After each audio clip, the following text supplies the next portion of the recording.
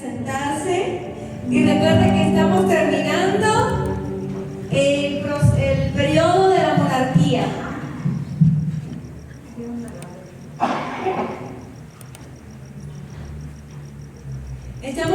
Estábamos viendo cuáles eran las características de las familias de los reyes de la nación de Israel. Familias totalmente patriarcales en las que toda la autoridad giraba alrededor de los padres de familia o el monarca.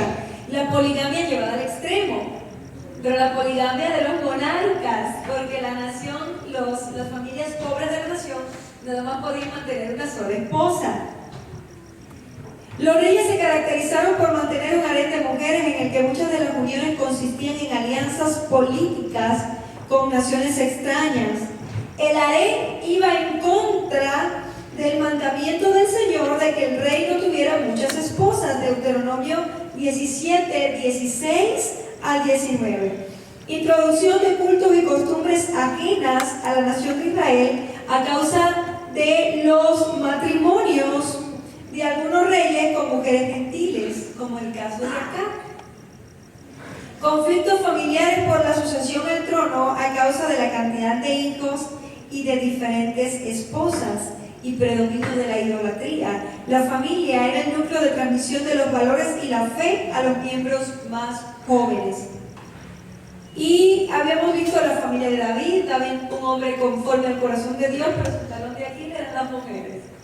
Y el rey Salomón, pues le salió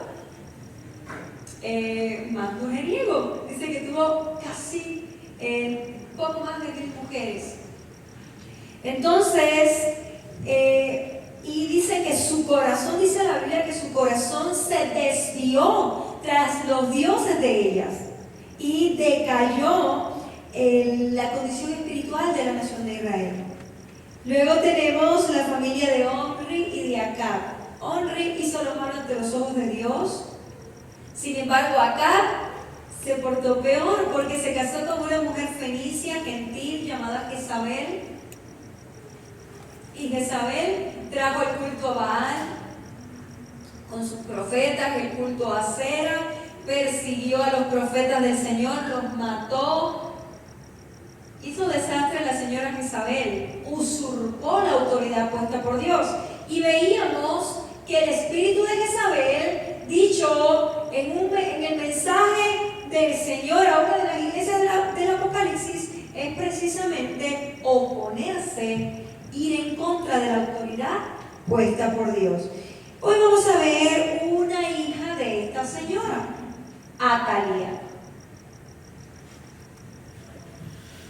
Mientras se nos dice que todos los reyes del norte fueron desastrosos, hicieron lo malo ante los ojos de Dios, se nos dice que algunos reyes hicieron lo bueno ante los ojos de Dios. Josafat, los reyes del sur, Josafat, Asa, Baasa, incluso el rey Ezequías, incluso Manasés fue malo, hizo pasar a sus hijos por Moloc, ofreciéndoselos. Pero cuando vienen los asirios, él se convierte de todo su corazón, se arrepiente y el Señor le restituye el reino y entonces hace lo recto y termina sus días adorando al Señor y convertido a Dios. Este es el rey Manasés. Pero Atalía, hija de Acab y de Jezabel, si usted busca la genealogía se va a dar cuenta, Atalía se casa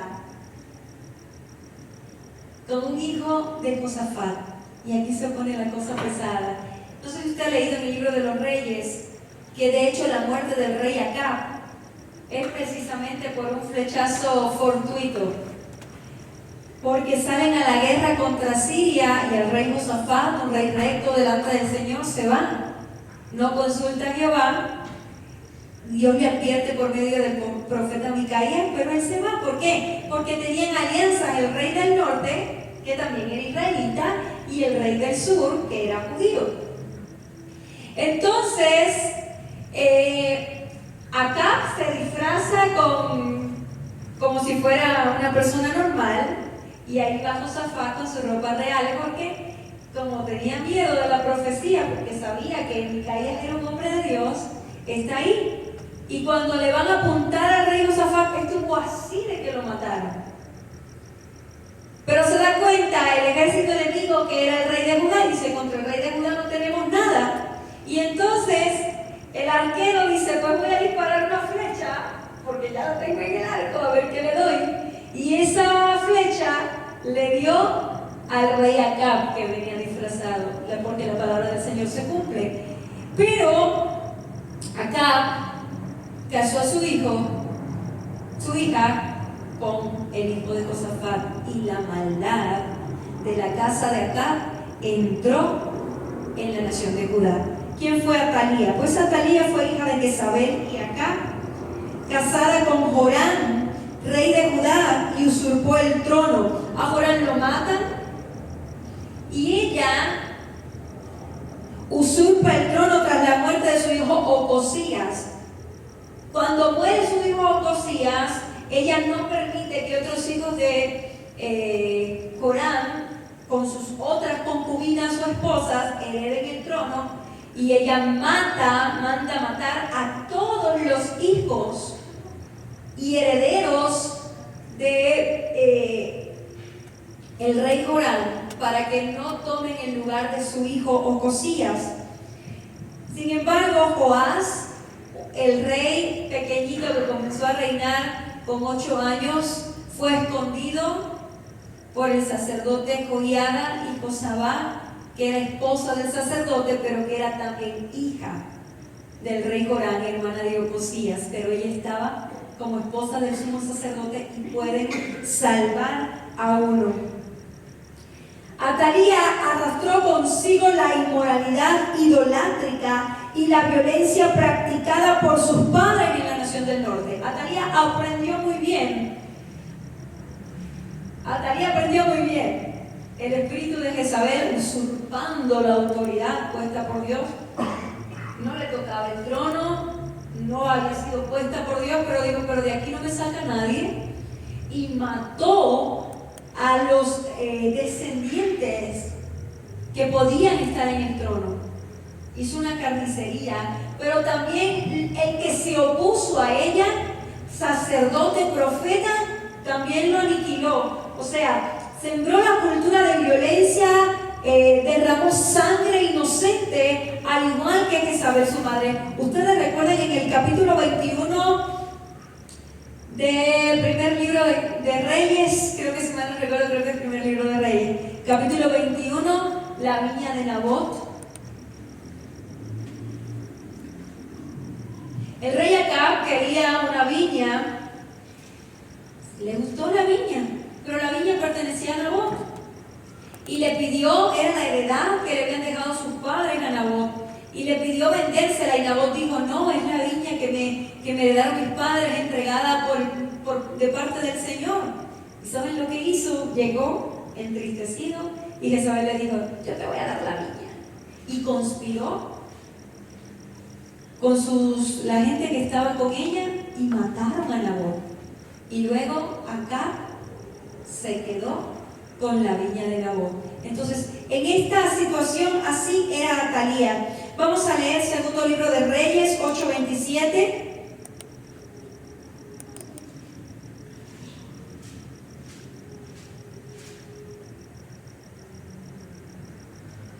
Segundo de Reyes 8:27, porque las otras citas son más largas.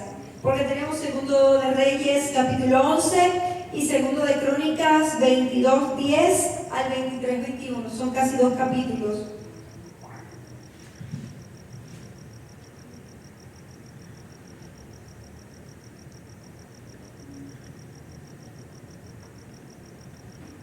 Ya tenemos segundo de Reyes 8:27.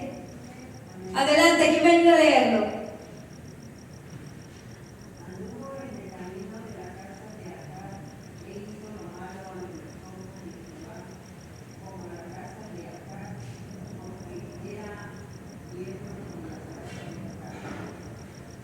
¿Quién anduvo? Si leemos el 8:26, perdón, el 8:26, el versículo anterior, ¿de quién se nos está hablando?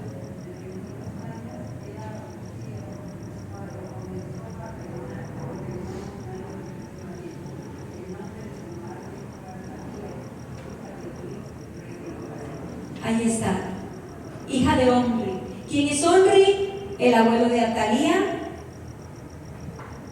hijo de Acab. Entonces, hermanos amados, estamos viendo, no existen maldiciones generacionales, existen patrones pecaminosos que le heredamos a nuestros hijos. El patriarca Isaac invitó a su padre en todo.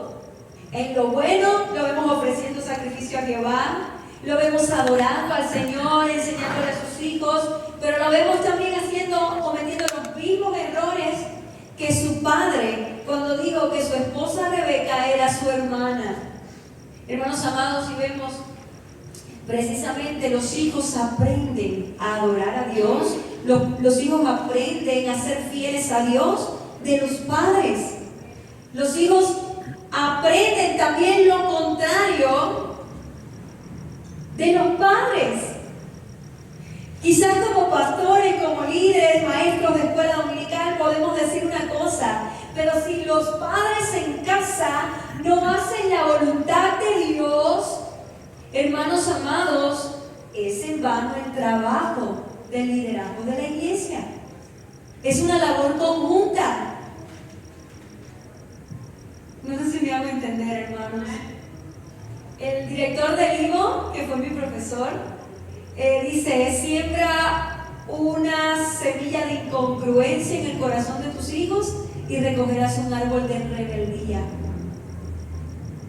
Si los jóvenes ven que delante de la iglesia, delante del pastor, somos papá y mamá, son una cosa, y luego cuando se van en casa, cuando solo ve el Espíritu Santo, que no están los hermanos de la iglesia, no está el pastor, no está el líder del ministerio, hacen otra. Los hijos van a ser rebeldes. Van a ser rebeldes. Y esto precisamente es lo que vio Manasés. ¿Quién fue Manasés? Lo vemos en Isaías 36 al 39. Es la historia específicamente que nos da la idea. ¿Quién fue el rey Ezequías? El rey Ezequías fue un rey conforme al corazón de Dios. Enfermó de una enfermedad de los pies. Y el Señor le dijo por medio del profeta Isaías: ordena tu casa porque vas a morir. Fíjense cómo era el rey Ezequías, que cuando el profeta va saliendo se empieza a llorar, empieza a orar delante del Señor y dice: Señor, ¿sabes que he andado en rectitud delante de ti? ¿Sabes que he hecho lo recto? Señor, no permitas que me muera. Porque es humano, es un sentimiento humano no querer morir. Y Dios también escucha la oración y trae sanidad. Entonces Dios habla al profeta Isaías y el profeta Isaías se regresa y le dice: Dios te ha concedido 15 años de vida. Pero luego el libro de Reyes y Crónicas nos dice que Manasés era de 12 años cuando comenzó a reinar. Tenga presente eso. 12 años tenía cuando su padre murió. Pero hay otro detalle. Luego que el Señor sana al rey Ezequías y le prolonga 15 años de vida, hay un suceso, y lo encontramos en estos pasajes del 36 al 39 de Isaías. Encontramos que vienen unos emisarios de Babilonia y el rey Ezequías lo recibe y le enseña todos los tesoros que tiene en su casa, que tiene en el templo, en la casa de Dios. O sea, no quedó nada que el rey Ezequías no le enseñara a los babilonios. ¿Qué quería el rey Ezequías? El rey Ezequías en estos 15 años medio que se desenfocó de la adoración y entonces se llenó de soberbia, se llenó de arrogancia. Su devoción a Dios se volvió un tanto hipócrita. Y entonces el profeta viene y le dice: ¿qué vieron? ¿Qué vieron los invitados? Dice: pues le mostré todo. Pues todo lo que vieron van van a venir, los van a conquistar y todos los tesoros que le han mostrado se los van a llevar. Y sucedió luego, cerca de 200 años después, 100 y tantos años, que vinieron los babilonios, conquistaron a Jerusalén y se llevaron todos los tesoros. ¿Por qué? Porque precisamente de este viaje se empezó a hacer un rumor en Babilonia de que en la nación de Israel había dinero, había oro, había plata, había grandes tesoros. Pero el corazón de de Ezequías, el corazón de Ezequías se envaneció, se llenó de soberbia, y Manasés nació en ese periodo de 15 años de vida. ¿Qué aprendió Manasés? Manasés aprendió una actitud hipócrita de ir a la casa de Dios, pero luego adorar a los baales o adorar a los dioses. Y eso mismo hizo. La tradición talmúdica cuenta que el rey Manasés fue quien aserró al profeta Isaías, porque el profeta Isaías se opuso a todo lo que estaba haciendo él, porque metió ídolos en el templo de Jehová. También los libros históricos nos cuentan que mató al sumo sacerdote. ¿Por qué? Porque se opuso y lo mató en el altar. Entonces, el rey Ezequías, aunque fue un rey inclinado a Dios, adoptó los mismos patrones familiares de sus antepasados. A lo anterior podemos sumar el hecho de que después de recibir la sanidad, su corazón se enalteció con las riquezas. Muy probablemente su hijo Manasés tuvo una conducta inmoral en todos los sentidos. Aprendió la superficialidad e hipocresía de su padre en los últimos días de su vida. Hermanos amados, ¿qué estamos enseñando a nuestros hijos? Los hijos del rey Josías. Vayan conmigo, por favor, segundo libro de Crónicas 3:15.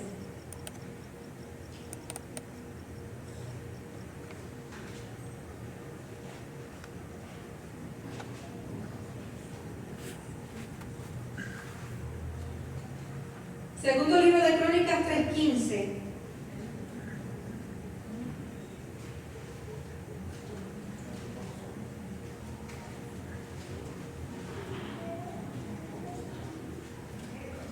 ¿Quién lo tiene? A ver si es esa cita. Delante de la casa hizo 2 columnas de 35 codos de altura cada una, con sus capiteles encima de 5 codos. Ese es segundo de Crónicas 3:15.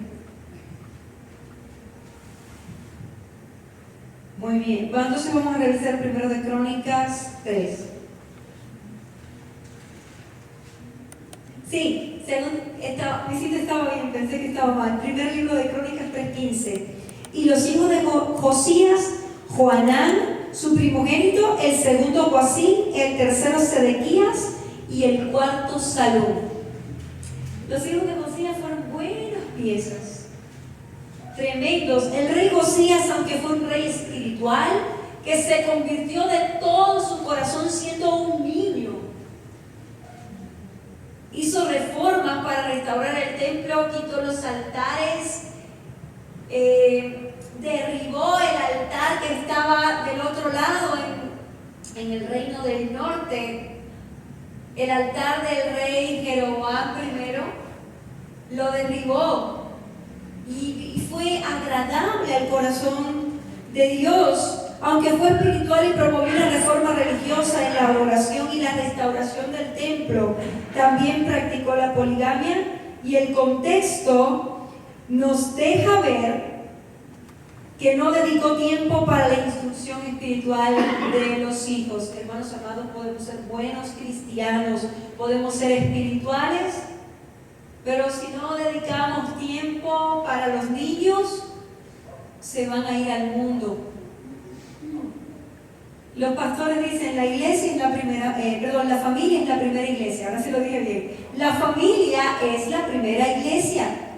Más que el servicio a Dios, porque yo sé que la iglesia en Misión de Fe es una iglesia servidora.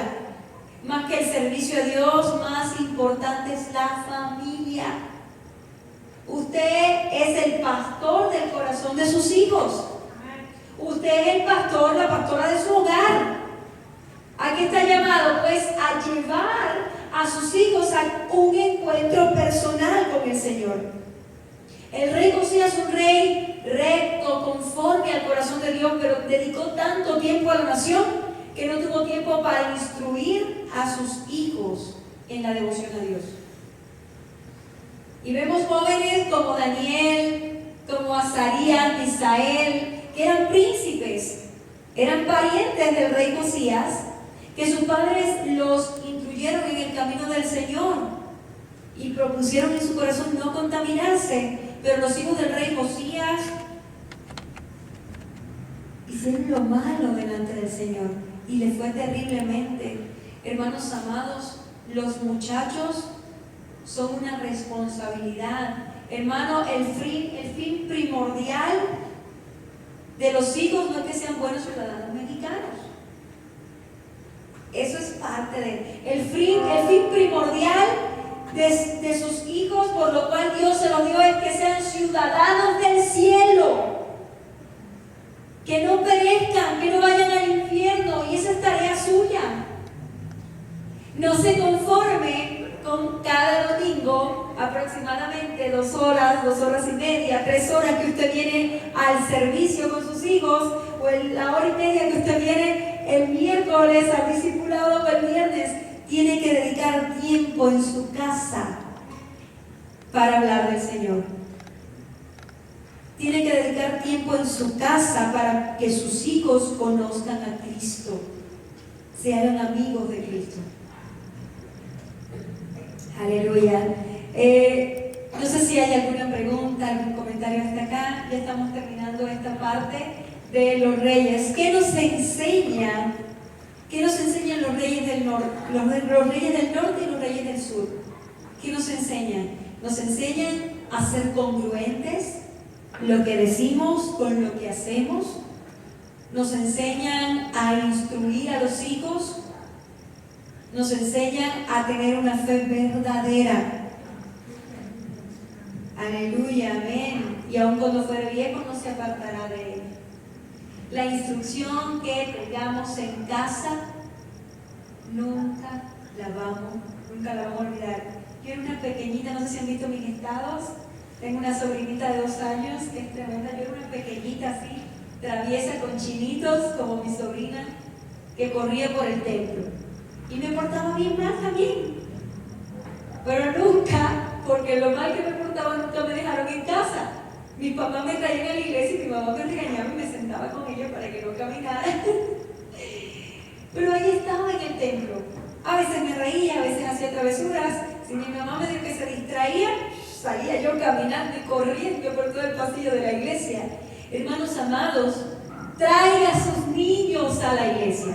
Traiga a sus niños al templo. No importa si corren, no importa si se distraen, no importa si hacen ruido.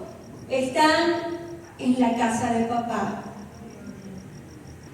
Yo era una pequeñita que corría y hacía ruido, y los diáconos regañaban a mi papá, a mi mamá: pastora, tenga a sus niñas ahí, que no hagan ruido. Pero ¿saben qué? Hoy yo estoy en los caminos del Señor. No me salí, no me desvié del Señor, no me fui al mundo. ¿Por qué? Porque mi papá y mi mamá tuvieron la visión de que yo conociera a Cristo desde pequeñita. Hermanos amados, y esta es mi exhortación, este es mi ánimo a cada padre aquí presente, a cada abuelo aquí presente. Dedique tiempo para que sus niños en casa conozcan de Cristo. Si los papás no son cristianos y no quieren venir, usted tráigase a los nietos. No importa si hacen ruido, no importa si lloran, pero en la casa de papá. Aún el gorrión haya casa y la golondrina ha ido para sí, donde juntar sus polluelos. Cuanto más nosotros que somos sus criaturas amadas. Dios le bendiga en esta noche. Amén.